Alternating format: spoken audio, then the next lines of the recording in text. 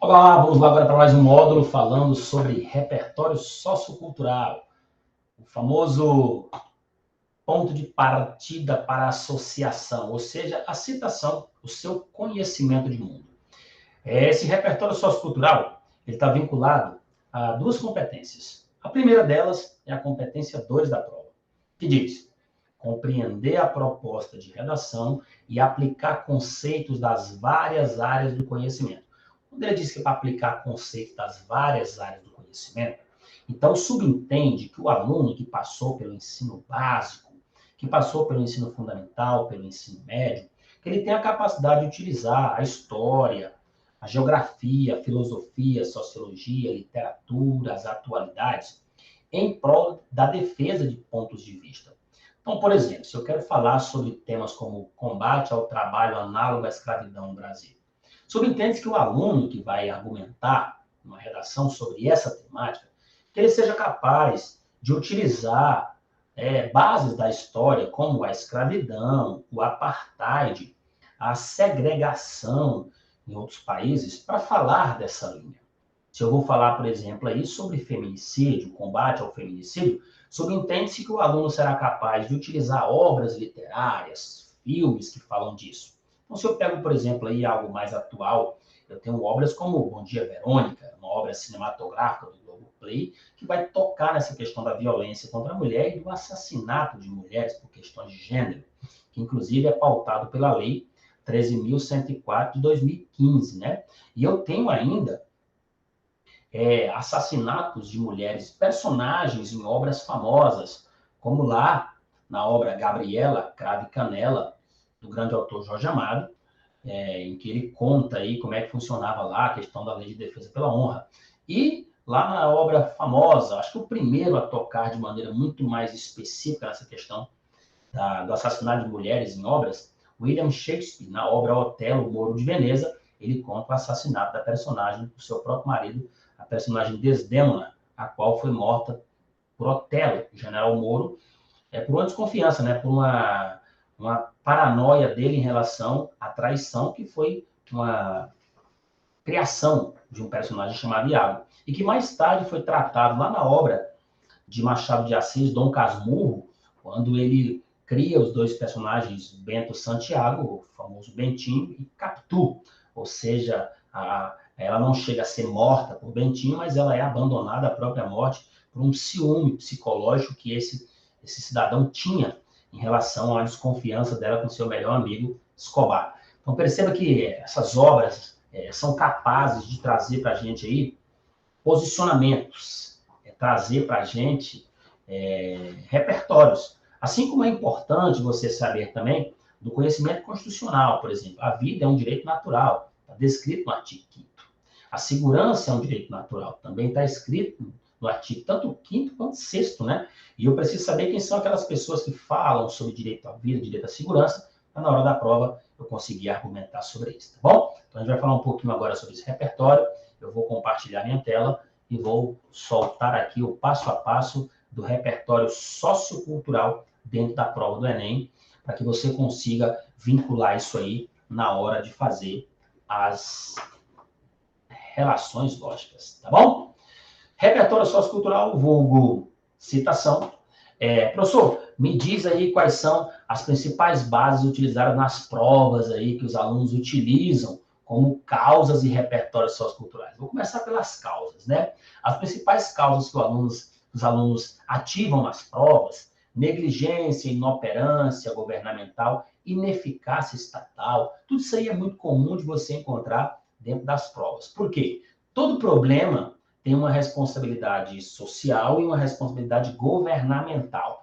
Por quê? Por exemplo, feminicídio é um crime contra a vida. Se é um crime contra a vida, algum direito está sendo violado. E se há um preceito constitucional que diz que a vida tem que ser garantida, então as autoridades estão falhando em seu papel para com o Estado.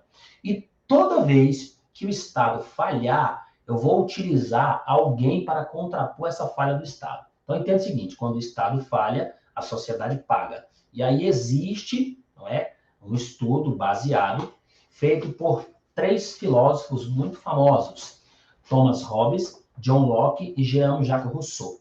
Quem é Thomas Hobbes? É o grande escritor inglês do Leviatã, em que ele diz que o Estado tem o dever de proteger o cidadão, garantir a sua segurança e o bem-estar social, além de proteger sua vida. E é o pensamento de Thomas Hobbes, que fala do direito à segurança e à vida, que conduz à proibição das greves de forças armadas e forças policiais. Por quê? Hobbes diz que o homem, em seu estado de natureza, tende a ser ruim, o homem é mau. Então, o homem sem o olhar do Estado, ele tende a ser cada vez mais perigoso. Tanto é que se você cair na mão da sociedade, sem o olhar da lei, você fica submetido ao perigo. Por quê? Pensa comigo. Se eu tirar a segurança do cidadão, furtos, assassinatos, estupros, tudo isso aí vai ser muito comum. Por quê? Porque o homem cai no estado de natureza, e no estado de natureza sem as leis, ele é ruim. Então, Hobbes já dizia isso. Na guerra de todos contra todos, o homem é um lobo de si mesmo, o homem é uma fera. E se ele tivesse um olhar do Estado, ele se torna realmente muito perigoso. John Locke diz o seguinte, que o Estado ele tem de proteger os direitos naturais. O ser humano nasce com esses direitos. Os direitos naturais são 5, né, como a gente já falou. Eles estão descritos no artigo 5º da Constituição. Então, nós temos o direito à vida, segurança, liberdade, igualdade e propriedade. Esses 5 pensamentos nos foram legados por esses filósofos. Thomas Hobbes diz que a segurança e a vida são direitos naturais. John Locke diz que a liberdade e a propriedade são direitos naturais. Não é à toa que Locke é chamado de pai do liberalismo. E Jean-Jacques Rousseau, esse grande filósofo suíço, ele diz que o ser humano tem que ter o princípio da igualdade, ou seja, da equidade. Então, o ser humano precisa de igualdade para poder concorrer de frente com o outro, para ter uma vida melhor. Tanto é que foi o pensamento de Rousseau que deu origem aí a várias discussões sobre o fim da escravidão. Rousseau nos legou a seguinte frase: nenhum homem poderia ser tão rico a ponto de comprar outro, e nenhum outro poderia ser tão pobre a ponto de se vender. Então, esse pensamento dele nos lega aí a ideia de que a igualdade é um pressuposto natural. Ninguém pode tirar de você. E para ser tratado com isso, nós precisamos respeitar o que eles chamam de contrato social. O que é o contrato social ou pacto social?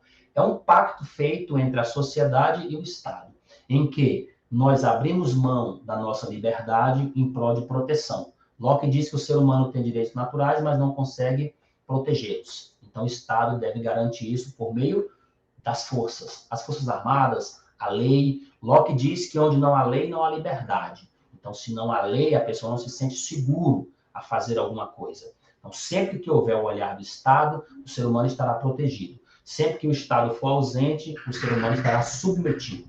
Essa é a linha. Então, sempre que houver negligência, ineficácia, inoperância estatal e governamental, você vai lembrar desses 3 pensadores contratualistas. Sempre que houver omissão do Estado, o que é omissão? O Estado não faz. O Estado sabe que tem que fazer, mas ele deixa acontecer. Vou te dar uma ideia de omissão estatal, por exemplo, aí.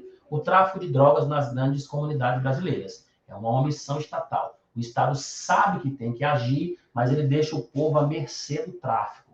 E o Estado, ele tem uma prerrogativa, ele tem o chamado uso legítimo da força. Quem falou isso foi Max Weber. Ele diz que o Estado ele tem o poder até mesmo de matar para te proteger. Tanto é que se, por exemplo, você estiver sendo ameaçado por alguém com a faca e um policial estiver ali para te proteger, vai chegar algum momento em que ele vai ser obrigado a atirar para proteger a sua vida. Então, na guerra de todos contra todos, o Estado tem o uso legítimo da força. Por isso que o Estado tem que ter força, ok? E aí, sempre que o Estado for omisso, você vai lembrar de um grande sociólogo polonês chamado Zygmunt Bauman. Zygmunt Bauman, ele vai falar das relações líquidas da sociedade, das relações passageiras. Ele diz que nas redes sociais tudo é mais fácil, mas é uma vida fantasiosa, efêmera, não é verdadeira. Esse modelo de vida que se criou é um modelo mentiroso, não é? Então, se a gente for pegar pela realidade, o tema que acabou de ser cobrado no País UNB há 2 anos, e fora do Stories, como está? É como quem diz, e aí? E fora do mundo fantasioso? Qual é a sua realidade? E essa é a grande verdade. Então, Bauman vai dizer que o Estado, quando ele é omisso, ele tem instituições chamadas de zumbis. Por que instituições zumbis? Porque o Estado não consegue atender a necessidade das pessoas. e se ele não consegue atender a necessidade das pessoas, ele é omisso, ele é ineficaz, ele é inoperante. Ou seja, ele não dá conta de manter aquilo que diz a própria Constituição, que é proteger.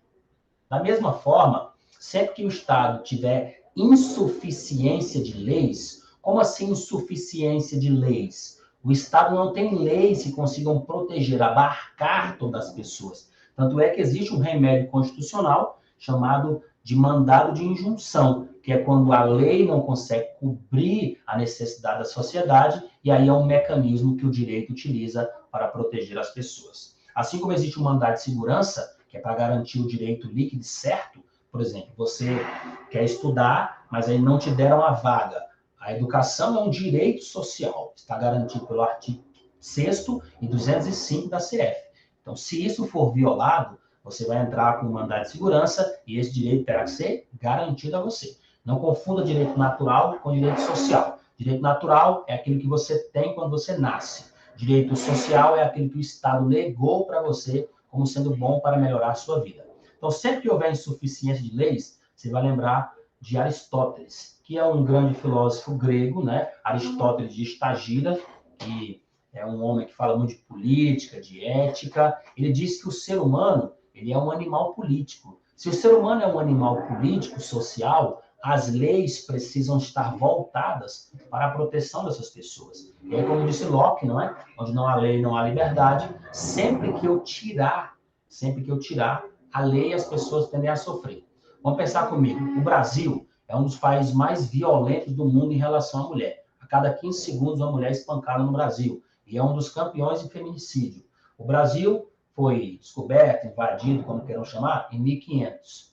A Lei de Proteção à Violência contra a Mulher no Brasil, esse dispositivo legal, só foi colocado em prática em 2006. Então, perceba que foram 506 anos de insuficiência de leis para proteger as mulheres da violência no lar, que é um lugar, como dizem, inviolável, né? Então, a lei não está presente. Mas agora existe um mecanismo de proteção que vai proteger a mulher de 5 tipos de violência. Violência patrimonial, a violência sexual, violência física, violência moral, além de todo tipo de violência que vai atacar, não é, a mulher em si. Então, perceba que houve uma demora muito grande para essa violência. Se nós pegarmos aí de 500 a 2006, são 506 anos de insuficiência de leis. A Lei Maria da Penha, 11.340, só foi colocada em prática depois que uma mulher quase foi morta por um tiro de espingarda pelo seu próprio marido,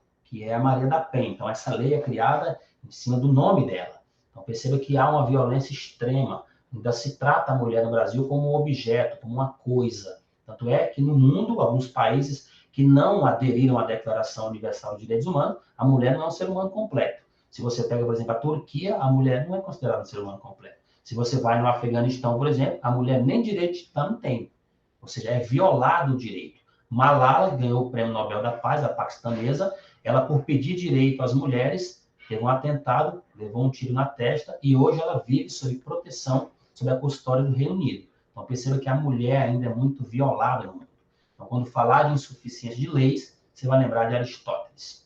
Sempre que eu falar de lenta mudança de pensamento social, o que é a lenta mudança de pensamento social? É a ideia de que alguém é melhor do que o outro, alguém é superior ao outro. E a sociedade pensa muito lentamente. Ainda se subentende no Brasil que o homem é melhor do que a mulher. Se você pega, por exemplo, o que está acontecendo na política nacional, é uma verdadeira aberração, desrespeito. Nós temos o Supremo Tribunal Federal, que é a maior instância da justiça brasileira, que de 11 ministros, só uma é mulher. Imagina o papel de uma mulher no meio de 10 homens. Se você pega, por exemplo, o nosso Congresso Nacional, juntando mulheres entre o Congresso ali, o Parlamento, a Casa do Povo, chamada, que é os deputados, se você for analisar, apenas 17% são mulheres. De 513 deputados, não tem 180 mulheres. Se você vai no Senado, por exemplo, 81 senadores, não tem 10 mulheres. Então, assim, é uma representação muito imoral, muito desrespeitosa, tendo em vista que 52% dos votos brasileiros estão na mão das mulheres. Assim, é realmente uma aberração social.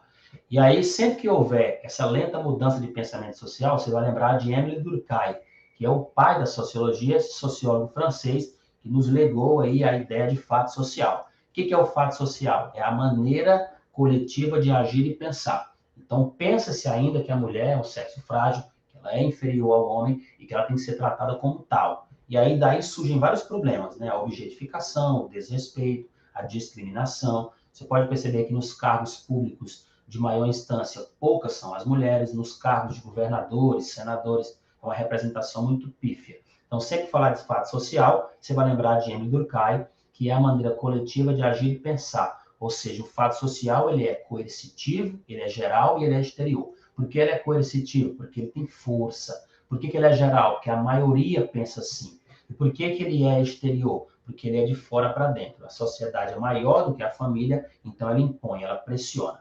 Então, sempre que falar de citações no Enem, aqui são os principais utilizados. Além de grandes autores brasileiros, né, como Machado de Assis, Graciliano Ramos, que vão falar aí dessa questão aí de invisibilidade social, de desrespeito, e daqui a pouco eu vou falar um pouquinho mais sobre eles para nós fecharmos aqui a nossa aula. Só encerrar a gravação e a gente fecha com mais uma.